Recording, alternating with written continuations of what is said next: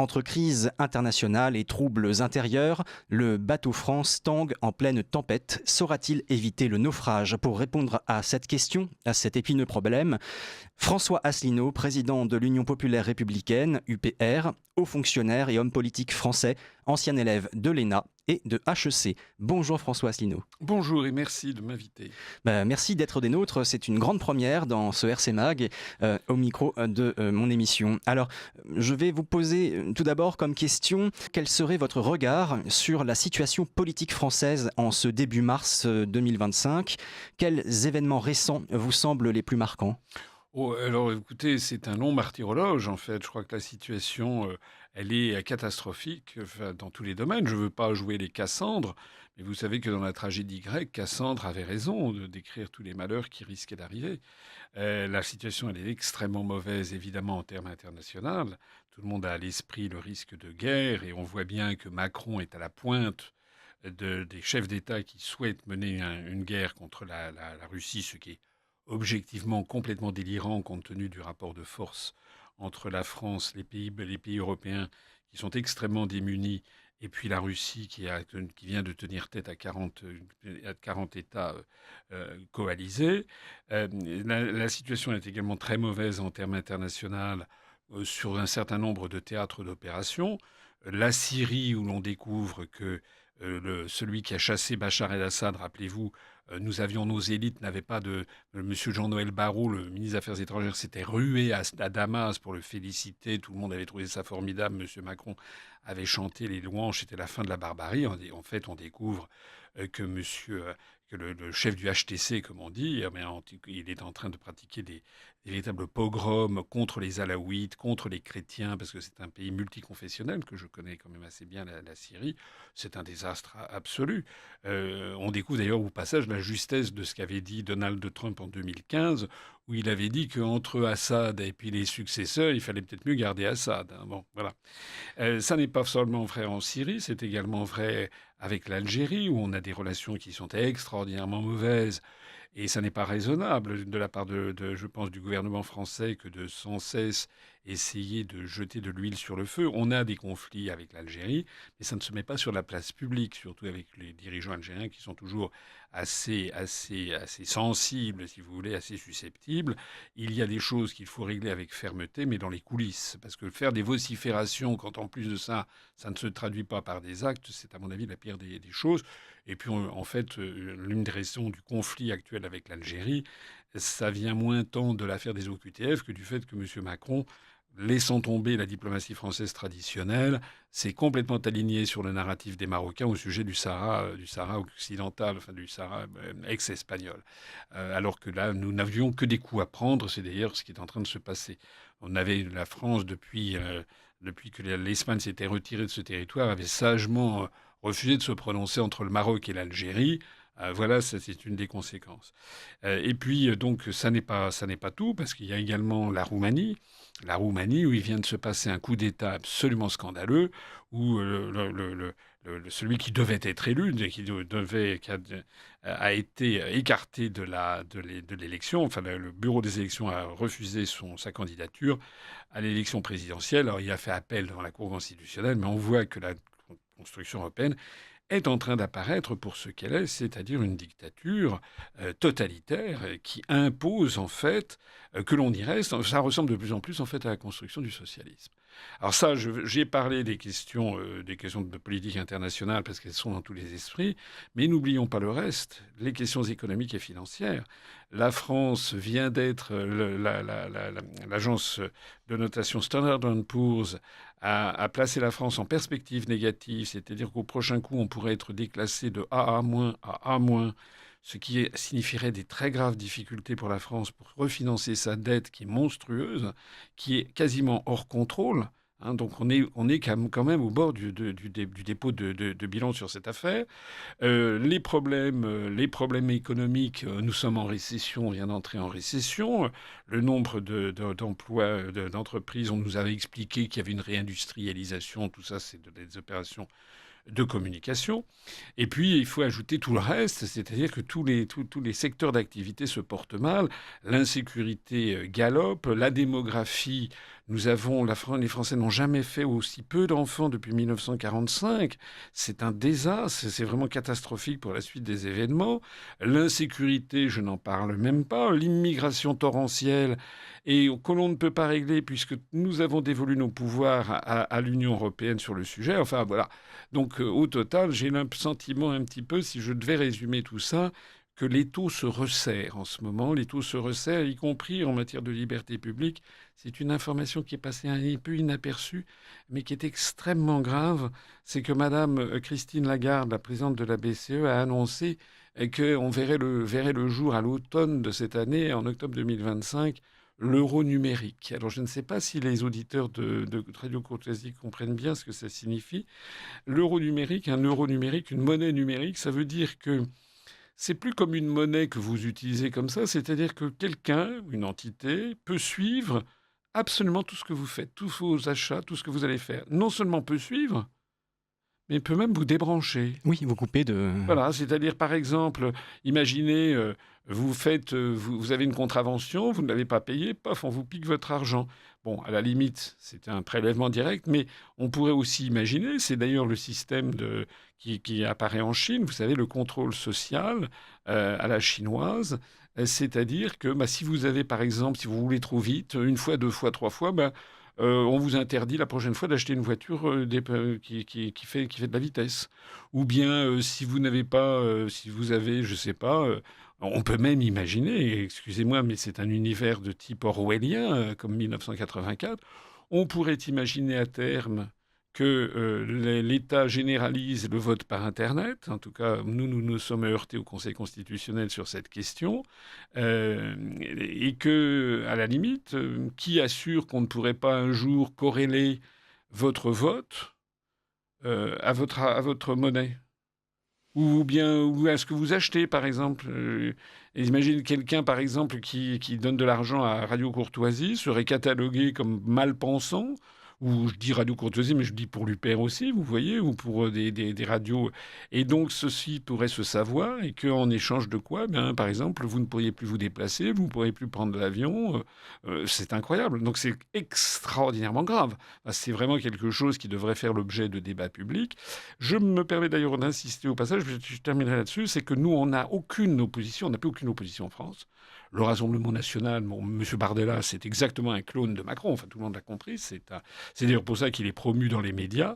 On veut nous faire croire que c'est un opposant de rien du tout. Il est d'accord sur tout, en fait. Y compris maintenant, il tape sur Trump, il adore Zelensky, il trouve normal qu'on passe la guerre à la Russie, enfin bon. Et cette opposition du Rassemblement national, cette prétendue opposition du RN, mais c'est pareil d'ailleurs des autres opposants, je ne les ai pas vus demander ce que nous demandons, c'est-à-dire justement de veiller au maintien des libertés publiques, y compris sur les questions monétaires.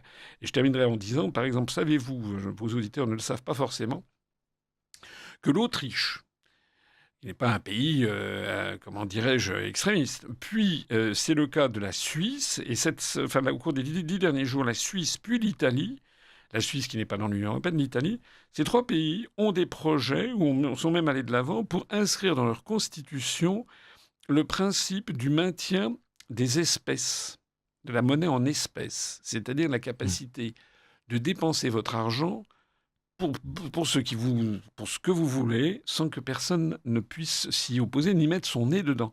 Parce que ce qui est au bout du compte, c'est la fin, en fait, de la vie privée qui est derrière. Vous savez qu'en France, on a diminué de plus en plus maintenant. Vous ne pouvez plus dépenser, vous ne pouvez plus acheter quoi que ce soit en espèces si ça dépasse 1 000 euros. C'était pas comme ça avant. Si d'ailleurs vous avez de l'argent à la caisse d'épargne, si vous voulez retirer, mettons, vous voulez retirer, je sais pas, 6 000 euros, mettons, ou 8 000 euros, vous voulez vous acheter une petite voiture, il faut compter 10 000. Mettons, vous voulez retirer 10 000 euros, d'abord, on vous dira que vous n'avez pas le droit d'acheter avec des espèces. Mais même si vous voulez, je sais pas, retirer 5 000 euros, la caisse d'épargne, vous le savez, va pas vouloir, elle ne sera pas d'accord. Ils vont vous dire, mais pourquoi? Et qu'est-ce que vous allez faire? Enfin, on voit que c'est de plus en plus intrusif. Je vois que le gouvernement de Mme Mélanie, elle est allée dans le sens inverse. Elle est passée de 1 000 à 5 000 euros le montant, le plafond minimum. Mais moi, nous sommes à l'UPR favorables à l'inscription dans la Constitution aussi, le principe du maintien constitutionnel minimum obligatoire de la faculté de payer en espèces. Oui, puisqu'en fait, de surcroît, avec un euro numérique, ils auraient également la possibilité, puisque je pense qu'il me semble qu'ils en avaient parlé à l'époque, de faire un euro qui aurait une date de validité à durée déterminée. C'est-à-dire que si vous n'avez pas dépensé votre argent à la fin du mois, votre compte est remis à zéro et en fait, vous ne pouvez pas Oui, épargner. tout à fait, tout est envisageable. On peut vous conseiller aussi d'aller passer vos vacances ici plutôt que là, parce que par exemple, ça ne serait pas, vous seriez plafonné, par exemple sur la Côte d'Azur, on vous enverrait. Enfin, ça devient extraordinairement intrusif dans la vie des gens. Enfin, c'est insupportable. Et ce que je note, moi, c'est que dans la scène politique française, c'est le désert absolu. On a l'impression d'un encéphalogramme plat. D'ailleurs, encéphalogramme plat qui s'étend au gouvernement, parce que, je sais pas, il y a encore un mois, on expliquait que la France était subclinquante au niveau budgétaire, ce qui est vrai. On n'entend plus parler de rien, puisque ça, c'est encore un des mystères que les Français ne comprennent pas, et moi le premier. On nous explique sans arrêt que la France est absolument en faillite, on ne peut plus dépenser quoi que ce soit. On a même, vous avez vu, supprimé l'expérimentation des uniformes à l'école parce que ça coûtait, paraît-il, trop cher. Ça peut penser, ça a dû coûter quelques dizaines de milliers d'euros.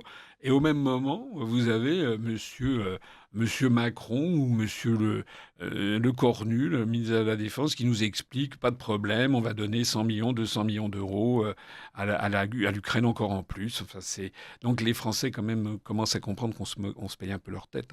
Hein. Effectivement. Vous défendez depuis longtemps la sortie de la France de l'Union européenne. Et à la lumière des évolutions récentes au sein de l'UE, tant économiques que migratoires ou institutionnelles, est-ce que le discours de l'UPR, ou enfin je veux dire votre discours, a évolué ? Quels arguments mettriez-vous en avant très précisément et très concisément Alors, en je dirais, 2025 mon discours n'a pas évolué du tout. C'est d'ailleurs ce qui fait un des charmes, sans doute, et une des caractéristiques du mouvement politique que j'ai créé voici bientôt 18 ans.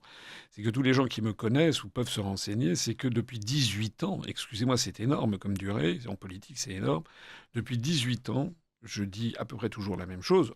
J'ai fait beaucoup d'analyses sur tous les événements qui arrivent, mais les fondamentaux sont là, et depuis tout ce que j'ai dit depuis 18 ans s'est révélé exact, excusez-moi de le souligner, y compris quand je disais sous les lazzi, sous les colibets, je disais il y a quelques années que l'Europe nous entraînait vers la guerre, parce que moi je me rappelle, il y a encore 10 ans, 8 ans, on m'expliquait, mais enfin monsieur Asselineau, l'Europe c'est la paix. Ben non, là les gens voient bien que l'Europe nous entraîne vers la guerre. On m'expliquait, mais l'Europe c'est la prospérité. Non, les gens voient bien que notre niveau de vie s'effondre. On m'expliquait, l'Europe c'est la démocratie. Non, les Français voient bien que de plus en plus, quoi que soit leur vote, on nous impose des politiques. On nous expliquait que l'Europe, on était plus fort si on était plus nombreux. Ben non, les gens voient bien qu'au contraire, ça aboutit à l'anéantissement de tout, puisque c'est un système qui s'appelle le stratagème des chaînes que j'ai eu à expliquer depuis 18 ans. C'est que lorsque vous mettez de plus en plus d'États aux intérêts contradictoires ensemble pour qu'ils mènent une politique, ça aboutit à rien, à leur auto-neutralisation. Donc plus que jamais, je persiste. D'ailleurs, honnêtement, de plus en plus de gens regardent vers nous. Maintenant, les adhésions se portent bien. Je préférerais qu'il y en ait davantage encore, mais se portent bien. Je ne passe pas mon temps à réclamer de l'argent. Pourtant, on est comme vous, on en a besoin, mais les gens font leur devoir. Surtout, ce que je voudrais, c'est que les Français mettent en accord leur vote avec ce qu'ils pensent. Parce que je vois sans arrêt des gens qui viennent me voir dans la rue, me disent « Monsieur Asselineau, je suis vos analyses, c'est formidable ». Mais quand je leur dis aux dernières européennes « Pour qui avez-vous voté ?», il y en a à peu près 10% de ceux qui viennent me voir qui ont voté pour moi. Et les 90 autres pourcents, oui, c'est ça, je dis « Mais vous avez voté pour qui ?» Alors ils ont voté Bardella, ils ont voté Maréchal, ils ont voté Manon Aubry pour la gauche. Mais je leur dis, mais pourquoi vous avez fait ça? Et la réponse, c'est toujours, ah, mais parce qu'on sait que vous n'y arriveriez pas. On avait vu les sondages, j'ai voté utile. Mais j'ai dit, ça sert à quoi de voter utile si vous envoyez des gens qui ne disent pas ce que nous disons? Résultat, il n'y a aucun eurodéputé français pour proposer le Frexit. Enfin, c'est quand même fou comme histoire. Et puis vous avez des députés comme Monsieur Bardella qui n'est jamais là, justement. Vous avez Madame Manon Aubry. Et quelqu'un qui m'a dit un jour, ah ben non, je vous aime bien, mais j'ai voté Manon Aubry du LFI parce que j'ai toujours voté à gauche. Mais c'est quoi ces votes familiaux, là? Il faut de temps en temps essayer de changer un petit peu. Parce qu'il y a une chose qui est certaine, c'est que si les Français continuent à voter comme ils l'ont toujours fait, ils auront toujours les mêmes résultats. Ça, c'est certain.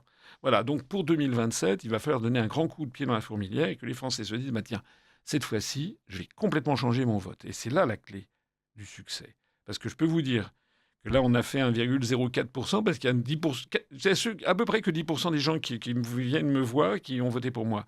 Mais si au lieu de faire, de faire 1%, tous les gens qui m'apprécient, qui viennent me voir, c'est-à-dire on aurait fait non pas 1, mais on aurait fait 10%, vous imaginez ce que ça aurait donné sur la scène politique française? Le parti du Frexit faisant 10%. D'abord, on aurait eu 8 ou 9 députés à Bruxelles, au Parlement de Bruxelles ou de Strasbourg. Donc déjà, ça aurait changé la donne. Et puis, les médias traditionnels n'auraient pas pu continuer à faire ce qu'ils font, c'est-à-dire l'invisibilisation totale de nos idées. La politique de l'édredon. Voilà, ils nous étouffent, nous sommes invisibilisés. Le Royaume-Uni a quitté l'Union européenne il y a 5 ans maintenant. Quelles leçons est-ce que vous tirez personnellement du Brexit? Est-ce que pour vous c'est un modèle ou un contre-exemple? Ni l'un ni l'autre. Là, il y a quelque chose de formidable avec le Brexit, c'est que le Brexit a prouvé que la construction européenne était réversible. Alors ça, c'est fondamental, parce que la construction européenne ressemble à la construction du socialisme, sous cet aspect-là, comme sous bien d'autres d'ailleurs. Vous savez, pendant des décennies entières, on expliquait que tous les pays qui avaient basculé dans la construction du socialisme ne pouvaient plus revenir en arrière parce que c'était le sens de l'histoire. Jusqu'en 1989, et là en 1989, on a vu des pays qui sont sortis de la construction du socialisme, ce qui a ruiné toute la théorie marxiste-léniniste qui disait qu'il y avait un sens de l'histoire. Là, c'est pareil, c'est-à-dire qu'on nous expliquait que c'est même marqué dans le traité de Rome de 1957, une union sans cesse plus étroite. Quand j'ai créé l'UPR en 2007, on m'avait expliqué, il y avait presque tout le monde disait que j'étais zinzin parce qu'on ne pouvait pas sortir de l'Union européenne. Maintenant, plus personne ne me le dit. Donc déjà, il y a eu un très grand mérite. Ça, c'est le premier point. Le deuxième point, c'est que le problème qui s'est passé au Royaume-Uni, c'est que le Brexit a été voté par un référendum sans que ça change les dirigeants. Alors je prends souvent cet exemple. Imaginez par exemple qu'en France, contraint et forcé par des événements politiques, Macron se décide à faire un référendum sur le Frexit. Imaginez. Imaginez aussi, ça fait beaucoup d'imagination, je le reconnais, que le camp des Frexiteurs ait 50% du temps de parole. Les auditeurs de Radio Courtoisie ont une imagination très très fertile, ne vous inquiétez pas. Imaginez qu'on y ait 50% du temps de parole pour les deux camps. Bon. Et imaginez que le camp du Frexit l'emporte, que ce soit oui au Frexit qui l'emporte. Eh bien, il se passerait quoi? Il se passerait que ce serait Macron avec Bayrou qui serait chargé de mener le Frexit. Bon. Vous voyez bien, mais c'est ce qui s'est passé au Royaume-Uni. C'est-à-dire que, normalement, s'il y avait eu une logique politique, il eût été que Nigel Farage, qui était le père du Brexit, dirigea le Royaume-Uni après le référendum. Ça ne s'est pas passé comme ça. C'est la raison pour laquelle, personnellement, je considère que ceux qui militent pour un référendum pour le Frexit, je ne peux pas être en désaccord, bien entendu, mais je pense que ce n'est pas le bon modus operandi, comme on dit, ce n'est pas le bon moyen. Le seul vrai moyen, c'est l'accession à la présidence de la République, parce que c'est un sujet stratégique.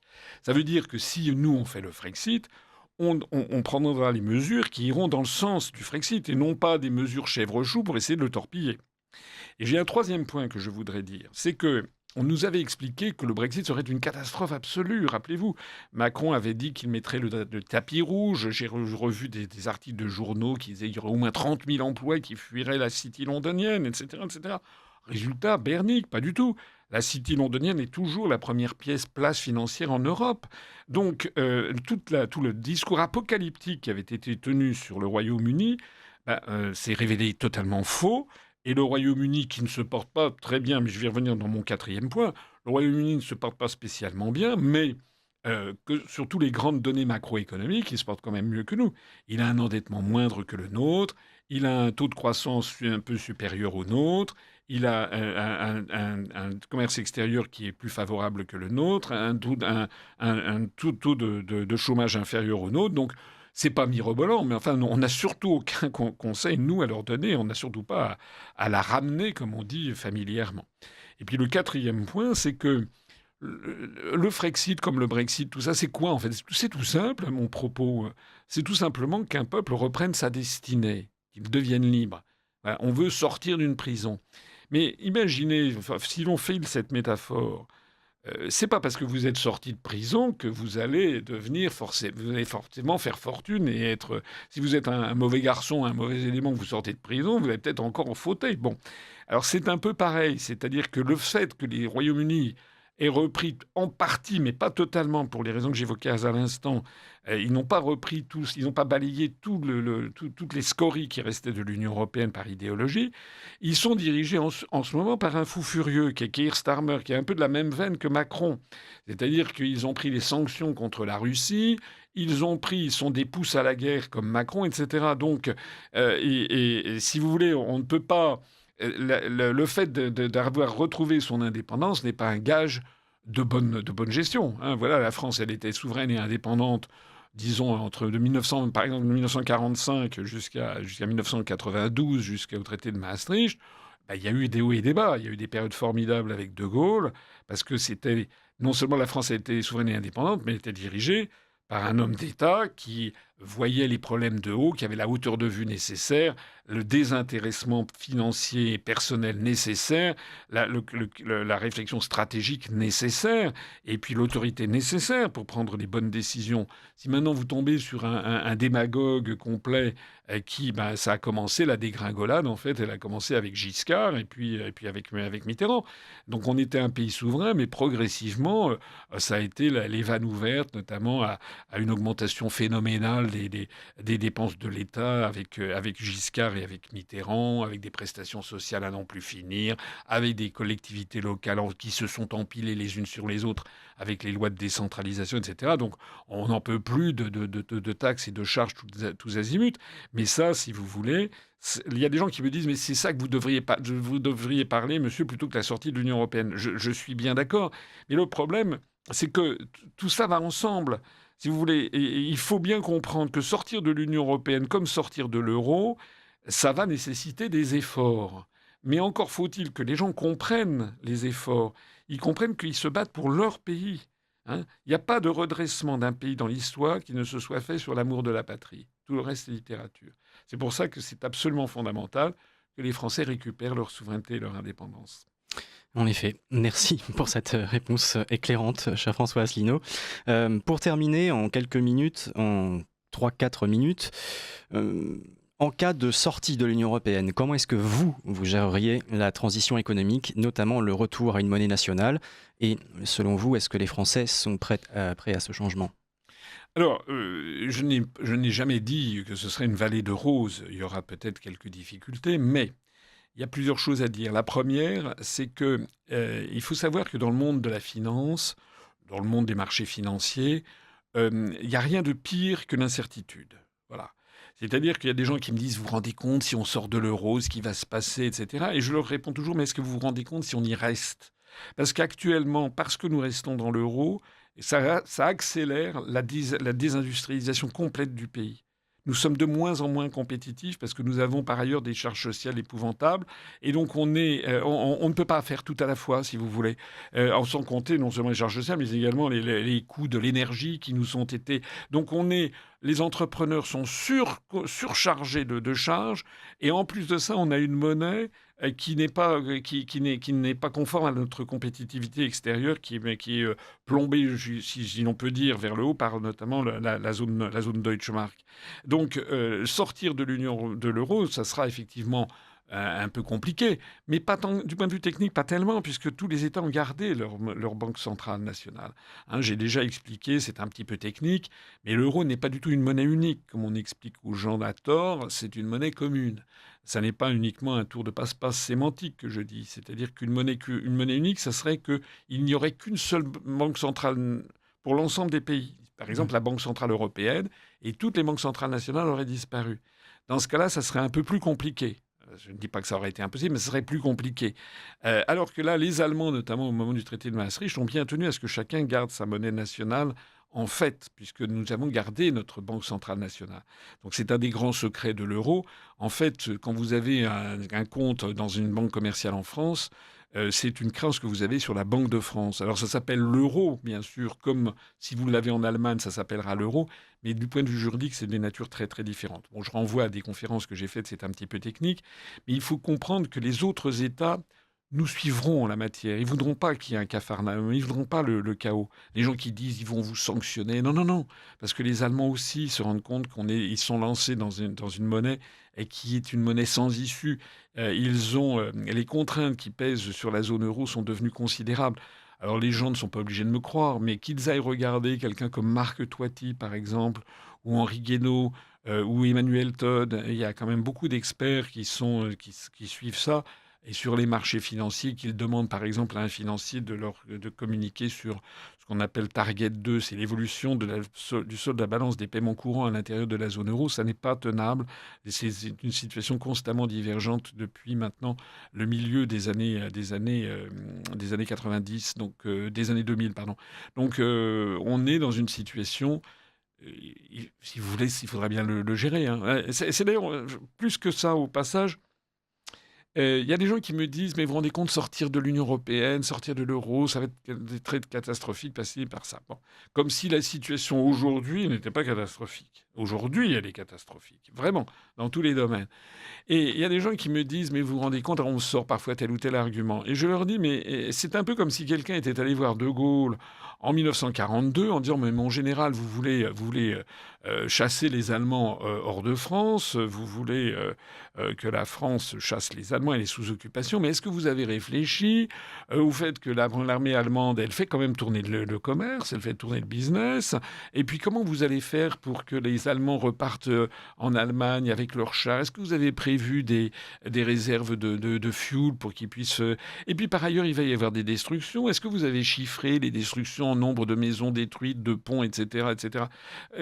C'est exactement le genre de... Il y a des gens comme ça qui viennent me voir régulièrement pour m'opposer ce genre d'argument, alors qu'heureusement, ça n'aura quand même pas les mêmes impacts que la fin de la Seconde Guerre mondiale.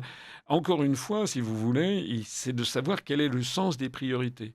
Et si la France reste dans l'Union européenne, dans l'euro et dans l'OTAN, je ne veux pas jouer les Cassandres. Enfin, les 18 ans que j'ai derrière moi et qui montrent que je ne me suis jamais trompé sont là quand même pour donner du crédit à ma parole. Je suis extrêmement pessimiste sur notre pays qui risque, en plus de ça, de se désintégrer à tous les égards. Eh bien, merci infiniment François Asselineau. Ce sera le mot de la fin. Je rappelle aux auditeurs du RC Mag en particulier et de Radio Courtoisie en général que vous êtes président de l'Union populaire républicaine, UPR, que vous êtes également haut fonctionnaire et homme politique français, ancien élève de l'ENA et de HEC. À très bientôt au micro du RC Mag. Merci d'avoir été des nôtres.